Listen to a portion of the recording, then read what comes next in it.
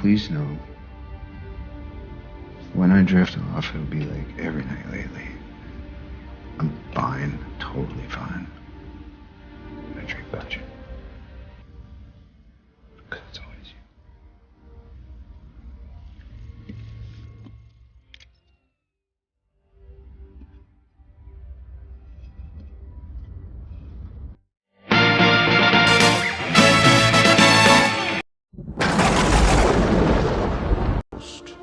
Did it have a name? Stormbreaker. Yeah, it's a bit much. How's it going? Welcome back to another Hot Toys review video. I've actually been pretty excited for this release. This, of course, is the Hot Toys Rescue Mark 49. And if you look at the concept art by Phil Saunders, I definitely hope that this figure actually looks like the concept art because it's amazing. But of course, before I do anything else, I do suggest that you subscribe to my channel. I do a whole lot of reviews of pop culture collectibles here and there. And of course, if you've already subscribed to my channel, thank you very much. First things first, let's take a quick look at the art box. Now, although Rescue is part of the Diecast series, the overall style of the art box stays consistent with the other Avengers Endgame Hot Toys releases. There's a lot of detail on the cover. I do like the way Rescue is painted on the front. Looks really nice. I do like the kind of graphic texturing there is on the box all throughout. There's a lot of great paintwork on here and it really looks good. Side of the box has a nice space looking background and it's got Rescue printed on the side. The back of the packaging has a whole lot of information. Of course, if you guys like reading all that, it's there for you. Otherwise, I'm just moving on.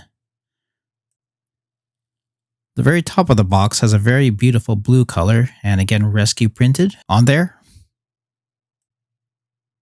And the bottom of the box has Avengers Endgame printed in silver. All right, so opening up the box and taking out the styrofoam, you actually get this beautiful figure. Wow, I'm actually really impressed on how this figure is looking like. There's actually two trays. The top tray has the figure, the hands, the head sculpt, and the extra faceplate. And the second tray has the extra parts, the batteries, the stand, and a blast effect. All right, since we're already talking about all this, let's look at the accessories. Although you can technically call this an Iron Man figure, it's not actually Iron Man. It doesn't have a whole lot of accessories compared to a usual Iron Man figure. Now, of course, it comes with a stand. This one looks really fancy. It's got, of course, the Avengers Endgame logo on there. Nice texturing on the top. It says Rescue on the front. Otherwise, it's pretty simple. Nothing much to the bottom of it.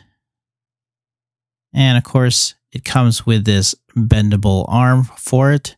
So of course, you can have her posed flying.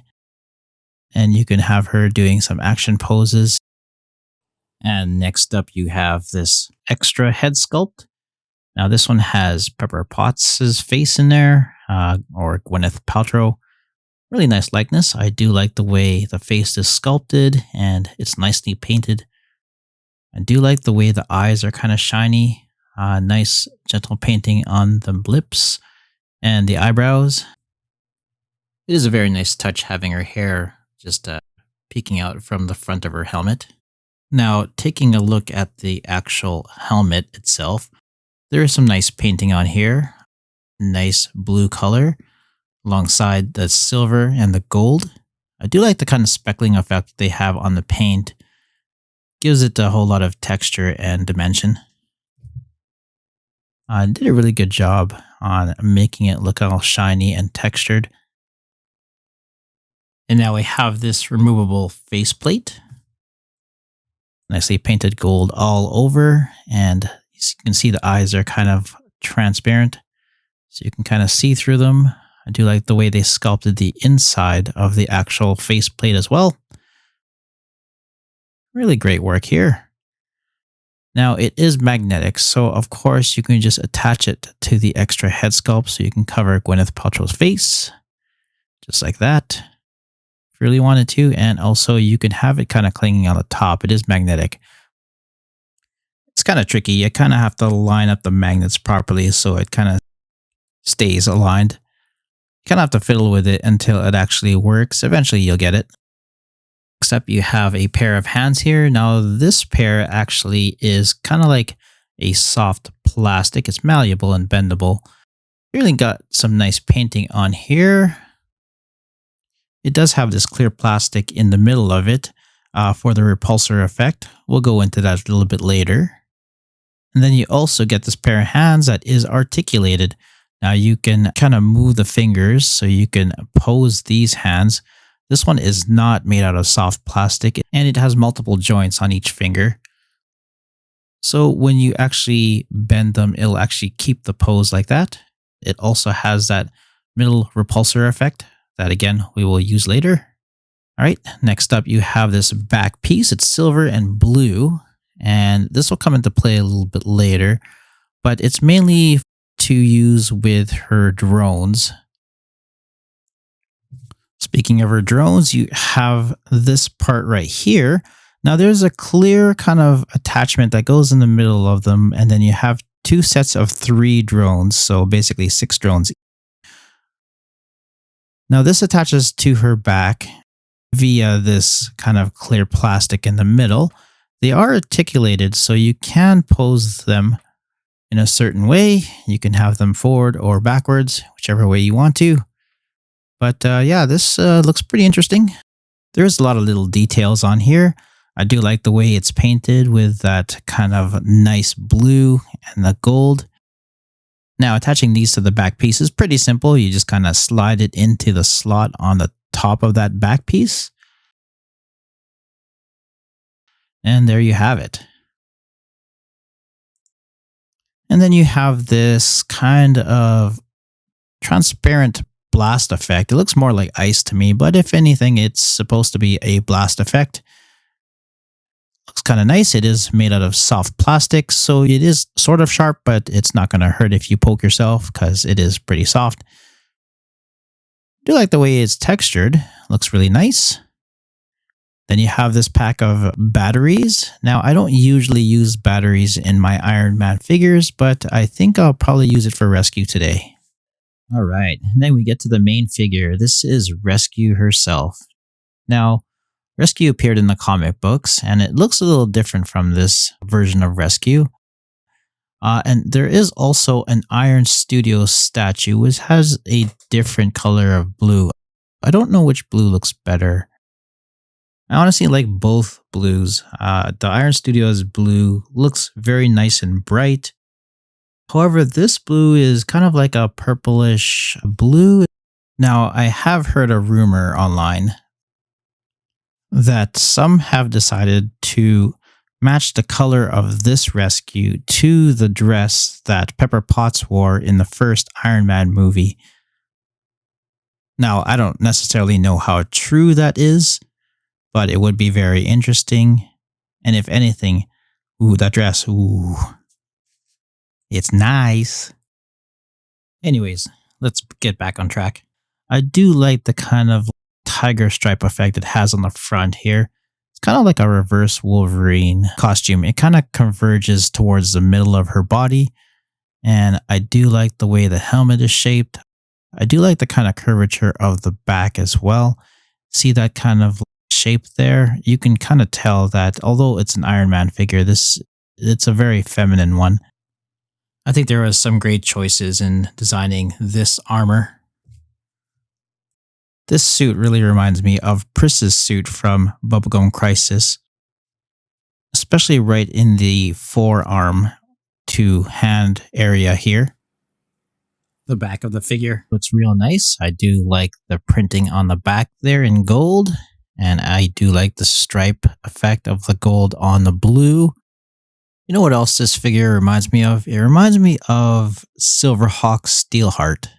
I feel the armor is giving me the same kind of vibe that Steelheart has. It's almost actually the same color.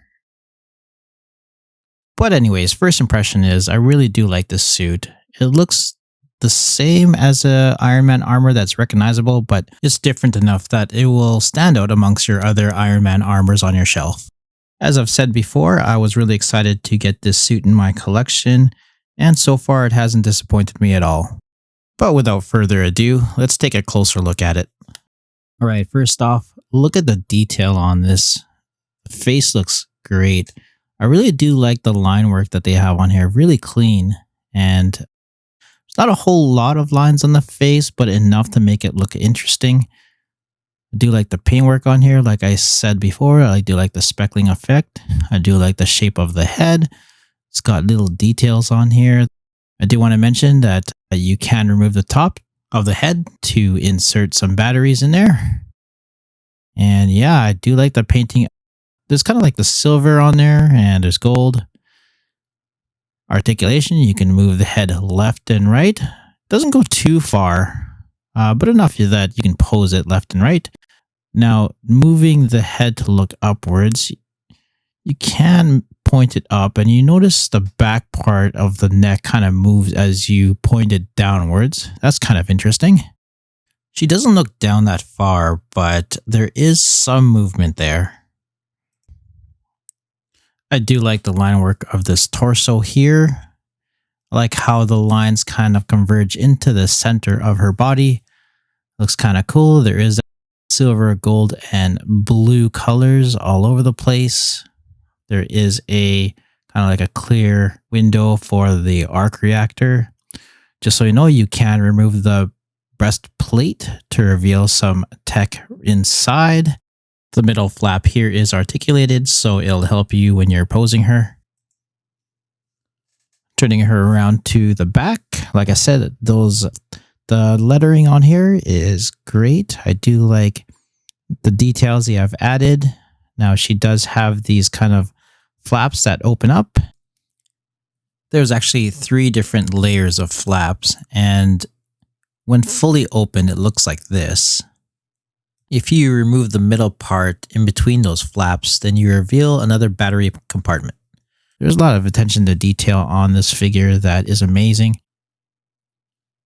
I like the kind of striping with the blue and the gold on the back here, and the kind of like holes are on a couple of those flaps. They look really great. I do notice that after opening up these flaps, it takes a little bit to get them to close up. You kind of have to push them back into place. Let's have a look at some of the waist articulation. So if you grab the torso, you can kind of move the upper part of her body downwards. There is a gap where her upper torso goes to her middle torso. It's not that noticeable unless you're looking at her from the bottom. And you'll also see that part there that is articulated. It kind of moves out of the way, so you're able to do that kind of an ab crunch. After moving her torso back into place, the gap is more noticeable now that articulated part is out of the way, and you can kind of see some kind of a hole underneath. It's certainly a good time to mention that you can extend her body so her articulation is a little bit better. What you can do is just yank on the upper torso and the bottom part of her body, so it kind of extends, so it'll help her have a better ab crunch. You can twist her upper torso just a bit to the left and right. Just looking at this waist here, I'm really admiring the amount of details that are on here. And like I said, each one of these lines gives her more of a feminine look. Taking a look at her pauldrons, they are articulated, so they can kind of move out of the way depending on how you want to pose her shoulder. If you want to move her shoulder here and there, you can just move the pauldrons over and then reset them just so there's no gap. So pretty good articulation on these arms. You can pull them up to the side and then you can pull them forward. Now, my version of this figure has really tight joints, so it may be different with yours if you, of course, pick this figure up. But yeah, mine's really tight. There's really good rotation of the shoulder joint. The elbow has pretty decent articulation as well. It goes to about a right angle. Right here, I should note there is a part just right on her bicep that kind of moves out of the way, just like her shoulder. So if you were to kind of pose her arm and if it's getting in the way, you can move it aside and then reset it. And by moving that bicep part aside, it actually helps in the articulation of the elbow. You can actually pull the forearm further up. Now the flap that's just covering her wrist, you can move that outwards so you can have access to that wrist, so you can twist the wrist whichever way you want. Again, you see that kind of striping that's on that forearm. You have the gold on the blue, and similar to her back piece, you have the holes in the actual forearm itself. Nice design. You also have the Stark Industries print on there. Looks really nice. I actually never noticed it before, but it's got this kind of warning hot exhaust label that's just on her back piece. That's kind of cool. All right, so if you remove the inner part of her forearms, there are battery compartments on both of her arms. Moving on to the waist, there's some really great paint work on here. Some really nice details. You'll see a couple of light windows that are just right in front of her thighs. Great shape on her buttocks. It looks nice and clean back here. And although we are on the legs now, you can see a whole lot less details, but the details are still pretty prevalent down here. There are a couple of flaps on the side of her thighs. They're not easy to remove, I find, but if you can remove them, they will reveal the battery compartments on either side. There are some nice silver details on the legs here and on her calves. I should mention there are lights just underneath her calves here. There's very interesting details on the feet. It looks like it's kind of separated into kind of joints that you can move around. Bottom of the feet are pretty detailed. You can see some repulsors on the bottom of them. So we're going to try to move these legs and see how far we can go. Now, there are little flaps that you can move out of the way, but I'm going to try to move the leg as far as I can, but only moving the front flap out of the way. So by only moving the front flap, you can only get her leg about this far. Now, if I pull the leg a little bit outwards, I can get it even farther. So it's not too bad this way. Pulling her leg out a little bit farther towards the side and utilizing those flaps, I can get her leg really far up. So this is a whole lot better of a result. Let's now check the knee articulation. Knee joint here is ratcheted, but it is really, really tight. There we go. It looks like it is a double bend knee. You'll notice that that knee pad kind of split into two, so you're able to extend this to a double bend. So with this, you're able to do a whole lot of different flying poses just because you can have her leg kind of upwards. Checking the foot articulation. Now, if I was to point her foot, it looks like a whole lot of different pieces are kind of moving out of the way to be able to allow me to do this. You can also pull her toes upwards. And that piece kind of accommodates this. However, it does worry me that it's kind of colliding with the bottom part of her shin. Now, other than having to place the batteries into this figure, this would be the most annoying part that I've come across with this figure, trying to get these foot parts back into place. Now, because we moved them out of the way, or they have kind of moved themselves out of the way when you're trying to point the foot, putting them back is not really fun because you kind of have to push them in, not unlike a puzzle. It doesn't seem like there's much of a rocker to this foot, which is unfortunate, but I think there's enough articulation that you can get her standing in certain ways. All right, well, so far so good. The articulation on this figure isn't that bad, considering it's a die-cast figure. Let's have a look at her drones. All right, so here we have the drones attached to her body. I think it's a pretty cool display option. Makes things very interesting. You can have rescue posed in an action pose and just have the drones flying behind her. Now, here's what it looks like from the back. As you can see, the clear kind of attachment is hooked up to that part in the middle of her back, and it's just kind of hovering behind her. Now, one thing I don't like is when you're moving her around, it just kind of wobbles back and forth. It's fine when you're displaying her and you're not moving it, but obviously if you're going to be moving it around, it gives off this weird wobble.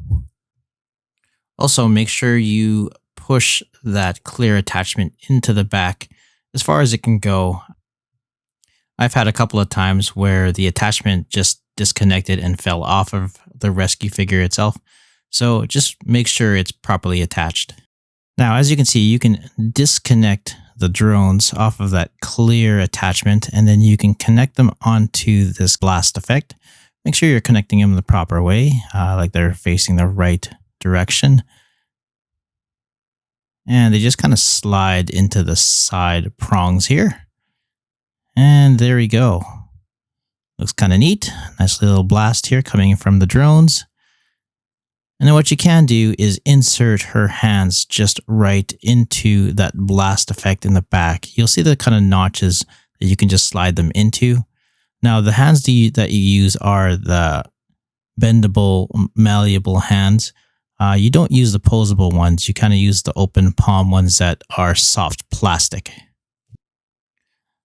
I do have to note that if you are going to pose rescue with this blast effect and the drones up front, it makes the top kind of forward top heavy. So you'll find the figure kind of leaning forward if you don't have her posed in a way that will properly support that kind of weight in the front. Here's a bit of a size comparison here. Here is rescue alongside a Pepsi can. And here is rescue alongside an Iron Man suit. Now, believe it or not, the highest number Iron Man suit hot toy that I have is the 47. I kind of passed over the 50 and I'm just waiting for the battle damaged 85. So yeah, that's why the highest number is the 47 at this time. So anyways, they look pretty good together, even though I'd rather have the 85 alongside the rescue right now. But until then, I can have rescue pose with the other suits. Pretty good height comparison here. I do like seeing them together. All right, so as promised, I have all of the batteries installed. It was a pain in the butt just getting those batteries in there, as some of the compartments were hard to open or get to.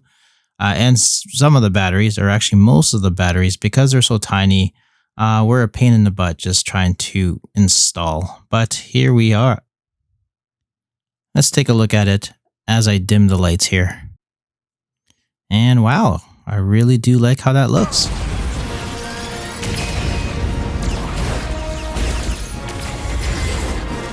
So while we run through a few of these shots that I took, let's have some final thoughts. I was really excited to get this suit. It seemed like it was going to be one of my favorites, and it certainly is. I really do like the way the suit looks. I saw the concept art, and I really love the way the suit looked, and it looked great in Endgame. I now have this suit, and I can definitely say it's a great addition to my Iron Man collection. I like seeing this suit alongside them because, like I've said before, it looks different enough that it kind of makes the whole scene kind of interesting, as you have a suit that looks sort of different alongside a whole bunch of other suits that look almost the same. So basically, it's like having a different character altogether, which it is. I definitely like the colors that they chose. That kind of purplish violet blue was a great choice. The gold kind of makes the suit pop altogether. I do like the way they kind of tiger striped it. So the gold is kind of like everywhere on the body in stripes. and in little patches here and there, and it makes the suit look very interesting. I like the clean line work on the suit itself. It's like everywhere, and it makes the suit look very high tech.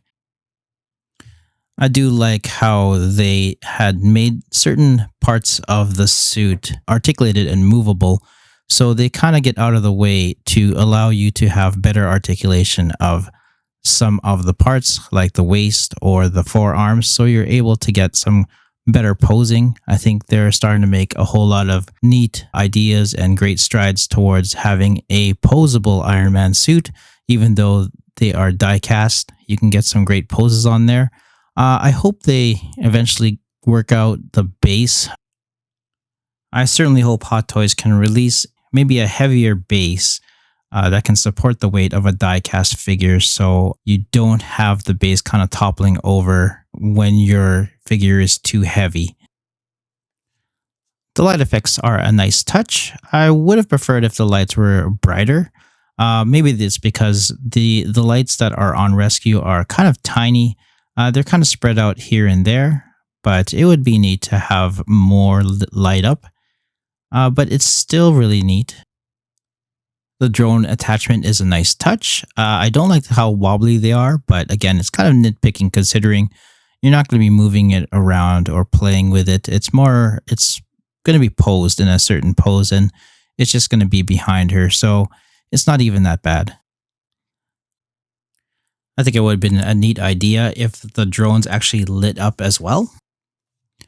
For me, getting those panels on the feet back into its original position after pointing the feet, they were a pain in the butt. I really don't like those, but again, it's not that bad. So Rescue has been out for a little bit now, at least in Hong Kong, and I'm sure some of you have already gotten this figure. Let me know what you think in the comments of this figure. Do you like it?